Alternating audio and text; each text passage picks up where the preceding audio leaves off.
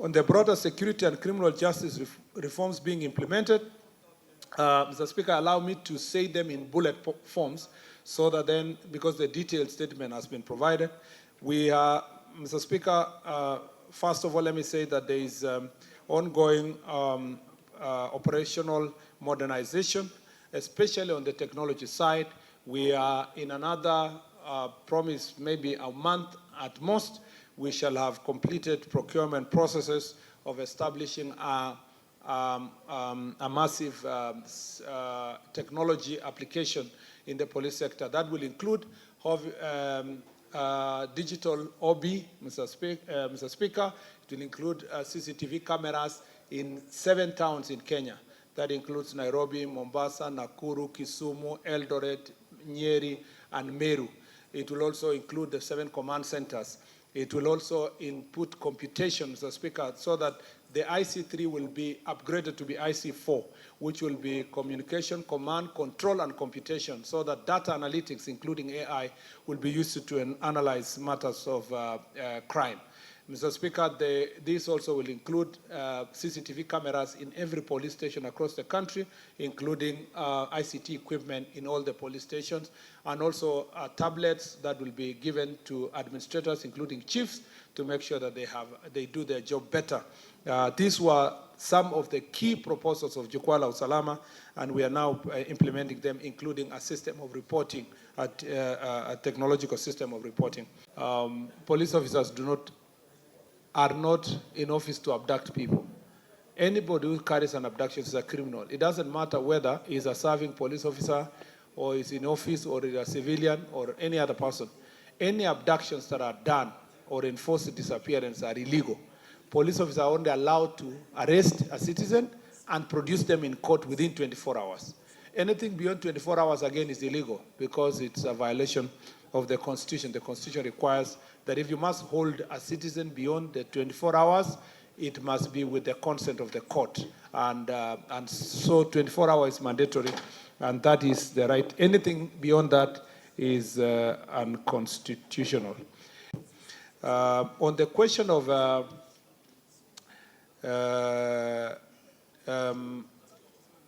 Senator Okech, in terms of self-abductions, I don't think Senator Okech has just come from Mars. He's not a stranger in Jerusalem. He was in town when the Honorable Koimburi abducted himself. And then there was a man, and the impeached deputy president went to the hospital. And then, you know, he was even lying to Kenyans that Koimburi cannot speak. You know, he was given chemicals and so forth. I am glad that the alleged victim then, Honorable Koimburi, has now laid bare that this was an act of drama, Mr. Speaker, that was only meant to win Kenyans. And up to now, the impeached deputy president has never apologized to the people of Kenya. He continues his lies. He progresses. So he's looking for another drama to try to paint the government National Police Service in bad light. Mr. Speaker, the same happened to Honorable Tuju the other day, self-abducted, ran around. Only, Mr. Speaker, to be found, he was in his bedroom, relaxing and sleeping there. The former deputy president, the former vice president, who was leading the charge to paint the government negatively, up to now has not apologized, despite the fact that Honorable Kalonzo Musyoka is my personal friend. I found that was a very embarrassing situation he found himself in, being part and parcel of a script, Mr. Speaker, that is painting self-abductions. The last case, Mr. Speaker, involved a young man called Ndiagui Kinyanjui, who actually forced the DCI to be dragged to a police station, to the court. And I think it was Justice Mwita, now a Court of Appeal judge, who really berated the DCI and, you know, banged the tables. But, Mr. Speaker, when it was found finally that Ndiagui was just having his kideri, relaxing in his house, up to now, Justice Mwita has never apologized to the Inspector General of Police, the DCI, or the people of Kenya. So, Mr. Speaker, these three cases, among others, paint a very bad picture because all of these three gentlemen I've mentioned are role models and leaders of their own right, but they are painting a very bad picture of the National Police Service, but also they are, Mr. Speaker, embarrassing and making fun of serious cases of disappearance, abductions, and forced disappearance, and the victims and the families feel really very sad that some people are acting skits and so forth on this particular issue. The hooding of police officers' uniform, includes hoods, are used in certain circumstances for operational reasons, especially when you need to protect the identity of the police officers when carrying out dangerous operations that deals with people like terrorists, sometimes bandits, sometimes gangs. Gangs are very targeting of police officers. And I am glad that the Senator appreciates that sometimes those gangs and criminals may be within demos or in public space or any places that can be, and the police officers are rightly to protect themselves and protect their identity so that they are not targeted by dangerous criminals after carrying out the responsibilities they do. But by law, once they do so, they arrest the person and they must produce them in court. You need to know that our police officers operating in serious areas like the border of Kenya and Somalia face dangers every day. And if you were to force them to be seen, or those who are operating in areas infested with bandits are always facing dangerous criminals who are ready to revenge. And hooding and protecting our police officers is the responsibility of the National Police Service to provide the necessary uniform.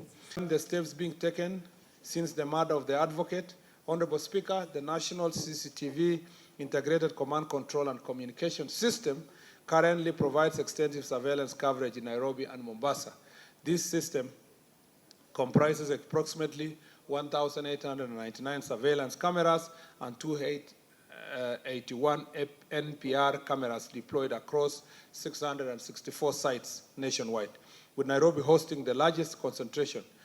Coverage includes Nairobi CBD and key arteries such as Thika Superhighway, Mombasa Road, Jogoo Road, Ngong Road, Waiyaki Road, as well as critical installations including airports, government buildings, and major intersections.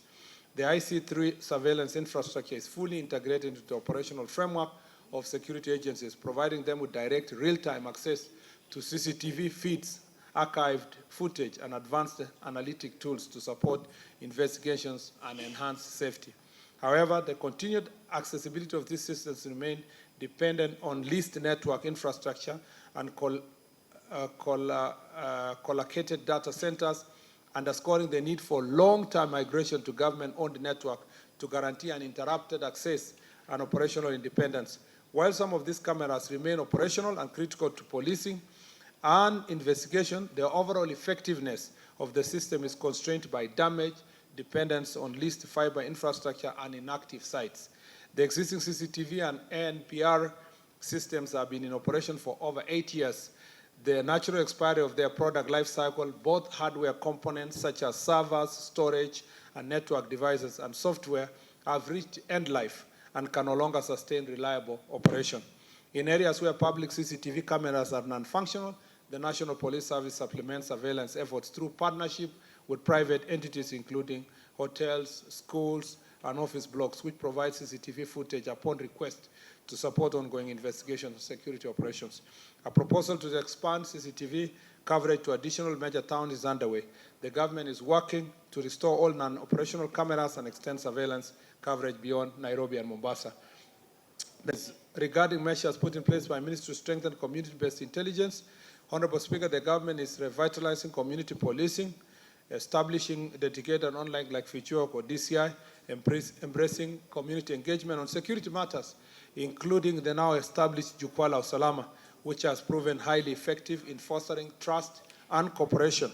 Building on the positive impact of these forums, commanders have been encouraged to, in liaison with the local administrators, to replicate similar barazas with wananchi from time to time to provide platforms for sensitization on relevant laws conservation efforts, peaceful conflict resolution, crime prevention, thereby strengthening community policing and enhancing public participation in security matters. So Jukwaa la Usalama is not an event, Mr. Speaker. I see many people are struggling to understand what it is. It's not an event, it's a concept that is applied in the security management from when we established last year onwards. And it's an ongoing process. And I encourage senators to participate in Usalama forums in their own counties and to organize others with their county security and sub-county security teams, because this is the only way we can be able to sort out security challenges in our locality. I must say that that was an unfortunate situation. Investigations are ongoing to establish exactly why. If Kenyans were having peaceful protests, how come and how did it end at a police station? And because we were told the protest was about health facilities, but instead the protesters apparently charged at the police officers within the police station. That is alleged. So investigation to establish whether the protest was peaceful, whether it targeted police station, and whether the police officers who used their firearm and which eventually killed two young people or two people, Mr. Speaker, whether it was a legitimate use of force or it was a misuse of firearm. Number two is that that investigation, to facilitate proper investigation, the Inspector General of Police, following the required procedures, has suspended those two officers. They are not in office as we speak, to allow proper investigations. Investigations also to ensure that investigations are free, fair, and accountable.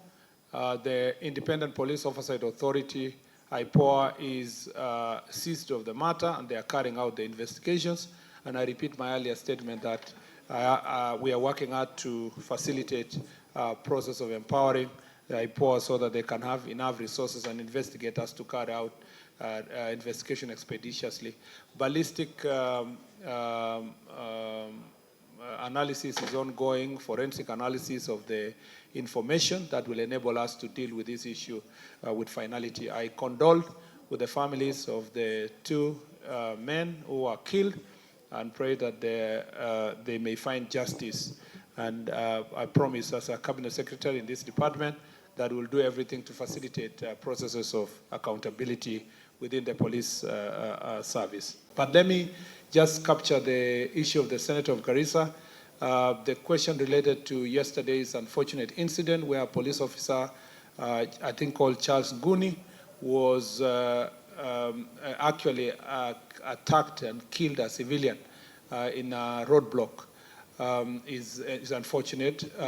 The report I have now, Mr. Speaker, is that that particular police officer is on the run. The DCI officers within the county are chasing after him. We believe that he should be arrested any time from now. More importantly, IPOA has been invited to take the proper legal steps and being assisted by the officers from DCI. As soon as the suspect arrested, we will take him, working together with IPOA. He will be taken to court and the processes will follow. These cases, Mr. Speaker, of police brutality are taken very seriously by National Police Service, investigated. But I must say that as a ministry, we have been advocating for better budget for IPOA because they are grossly underfunded and making it difficult for them to carry out their responsibilities of oversighting and holding into account police officers who are found in such cases as the case in Garissa. I promise the Senator that I will be on this case, on the case of the IG, to ensure that there is accountability on the part of the National Police Service on this particular matter. I thank you. On 25th of January 2026, it was reported at Witima Police Station that unknown individuals lobbed tear gas canisters inside Witima SK St. Peter's Church during service that was attended by, among others, the former impeached Deputy President, Rigathi Gachagua. It was further reported that the attackers were dressed in civilian attire, had concealed their identities, and were operating motor vehicles believed to be associated with the police service. The individuals caused extensive damage to motor vehicles that had been parked within the church compound. Following the report, the Nyeri County Security Team visited the scene for inspection and processing. Inquiry file number 1 of 2026 was opened by the Directorate of Criminal Investigation, Nyeri South, to investigate the circumstances surrounding the incident. Subsequently, the Inspector General of Police directed the Internal Affairs Unit to take over investigations in order to ensure an independent and impartial inquiry, particularly in light of the allegations suggesting possible involvement of police officers. The Internal Affairs Unit has since submitted a preliminary report indicating, among others, the findings that the church leadership confirmed that they were not informed in advance of the visit by Mr. Rigadi and his entourage, and neither the police nor other government authorities were notified of the planned visit. 2, the attack appeared to be linked to local political rivalries, which may have influenced its coordination and execution. 3, when local police officers attempted to respond to the incident, they were blocked and confronted by members of the public who accused them of complicity.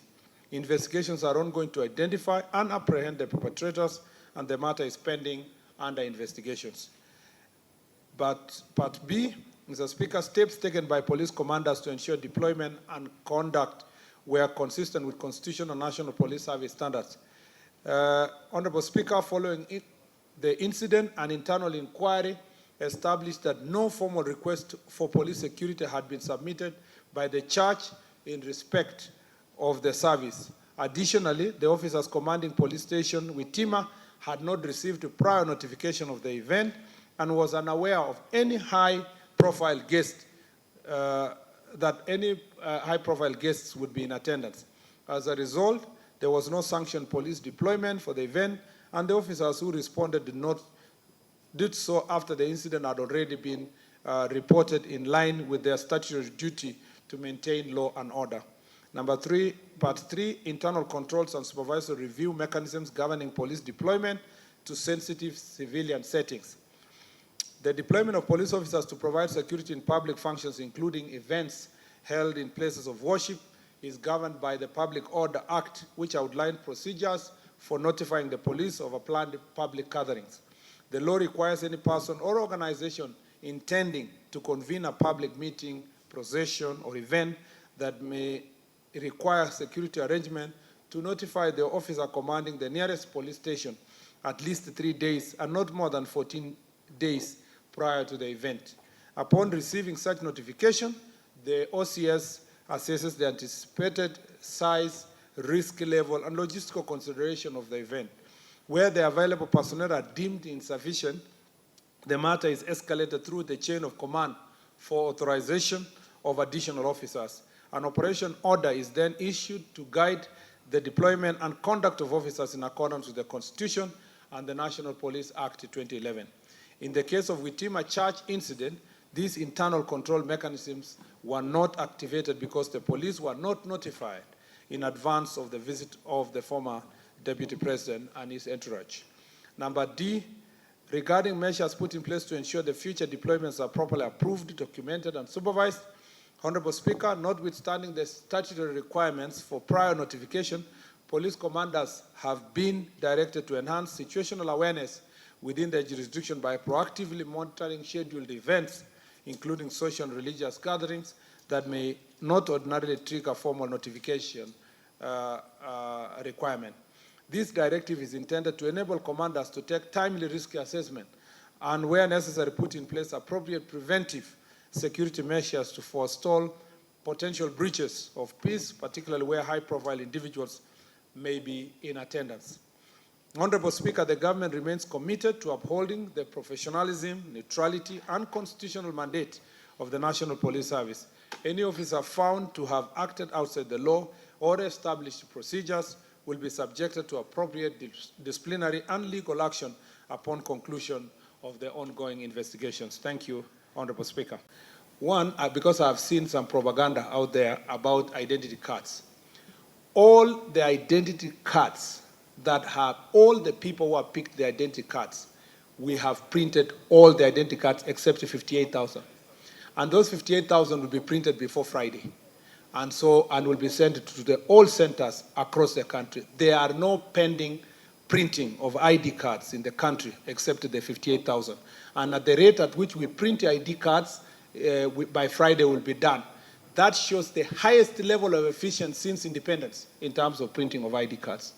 Number two, Mr. Speaker, the region where Senator Mwenda comes from, Mofire, my friend, has the highest number of centers of registration in the Republic, led by counties like Kiambu, Nyeri, Kirinyaga, Embu, the entire part of Central region and the 3 counties in the Eastern region.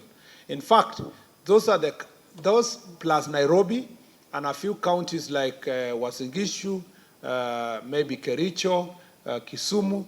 Those are the counties we can say they have the highest numbers of registration centers in the Republic. There is no reason why a Kenyan should not have an ID in any part of Central Province, Nairobi, parts of Central Rift.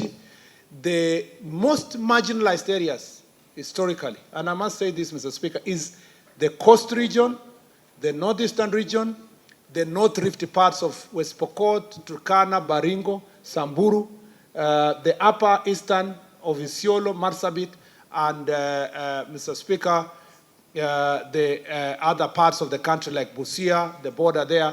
Those are areas they can complain about ID cards.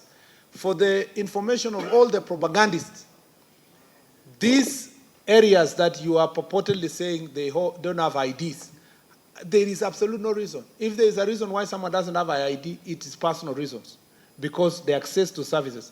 But a person in Wajir, even when we have taken the registration center to a constituency, is still, comparative to other parts of the country, Central Rift, Central region, and so forth, that person is still traveling compared to that more than 3 counties in one constituency.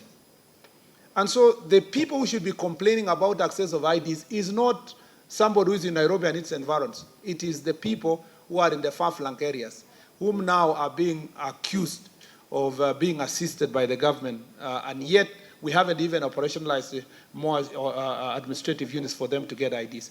This issue, and I must caution us as political leaders, let us not take our tribal bigotry to the level of hating parts of the country, people to get services. People need ID to access SHA and other basic services. I would understand if someone complains in Kilifi, but somebody who will complain in Nairobi here or Eldoret or Nakuru or Kericho is actually unacceptable. Those people should be able to go and get their IDs. We have enough centers across the country.